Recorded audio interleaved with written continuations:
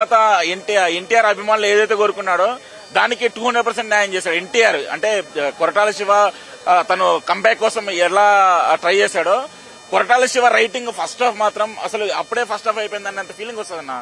అసలు దేవర starting character గానీ, అసలు ఆ దేవర గెటప్ లో ఎన్టీఆర్ డాన్స్ చేయడం గానీ, అసలు అంటే ఫస్ట్ హాఫ్ లో ఒకటే ఒక ఫియర్ సాంగ్ ఒకటే ఉంటది కానీ బీట్స్ ఉంటాయి. ఇప్పుడు తమిళ సినిమాలో బీట్స్ ఉంటాయి కదా, ఆ రేంజ్ లో అనిరుద్ధ్ బీట్స్ కి ఎన్టీఆర్ ఎరగొట్టే డాన్స్ అయితే అసలు మెచ్యూర్డ్ గా కనిపించాడు. యాక్చువల్లీ ఎన్టీఆర్ ఏంటంటే అరవింద్ సమేత తర్వాత అభిమానులు 6 ఏళ్ల తర్వాత ఏ రేంజ్ ఆఫ్ యాక్షన్ ఎక్స్పెక్ట్ చేస్తున్నారో ఫస్ట్ హాఫ్ చూస్తాను కనిపించి నిండిపోతాను. సెకండ్ హాఫ్ చూడాల్సిన అవసరం కూడా లేదు, అట్లుంటది.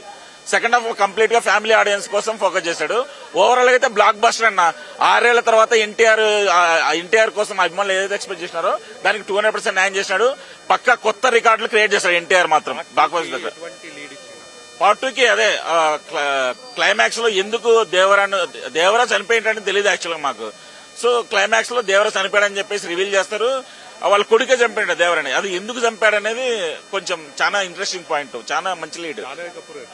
జాన్వీ కపూర్ అసలు ఆమె బాలీవుడ్ యాక్టర్ లాగా లేదన్న. అసలు అల్టిమేట్ గా వాళ్ళిద్దరు కెమిస్ట్రీ మాత్రం పీక్స్. అసలు సెకండ్ పార్ట్ లో జాన్వీ కపూర్ కి ఇంకా ఎక్కువ స్కోప్ ఉంటుందని చెప్పాడు కొరటాల శివ. చూడాలి వీగర్లో పెట్టి.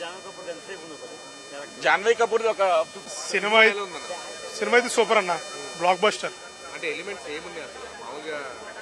ఫస్ట్ హాఫ్ కి ఫుల్ మీల్స్ ఫ్యాన్స్ కి, సెకండ్ హాఫ్ కి ఫ్యామిలీ డాన్స్ మొత్తం వస్తారు. ఓవరాల్ గా ఎన్టీఆర్ యాక్టింగ్ అయితే చిప్పేశాడు. ఓ ఇంటర్వ్యూ ముందు ఒక సాంగ్ వస్తుంది, సేమ్ సింహాద్రి సినిమాలో ఉంది కదా, ఆ టైప్ లో సాంగ్ ఎరక్కొట్టేశాడు అంతే. అంటే మామూలు స్టెప్స్ బాగున్నాయి, సూపర్. అసలు యాక్టింగ్ చిప్పేశాడు అంతే.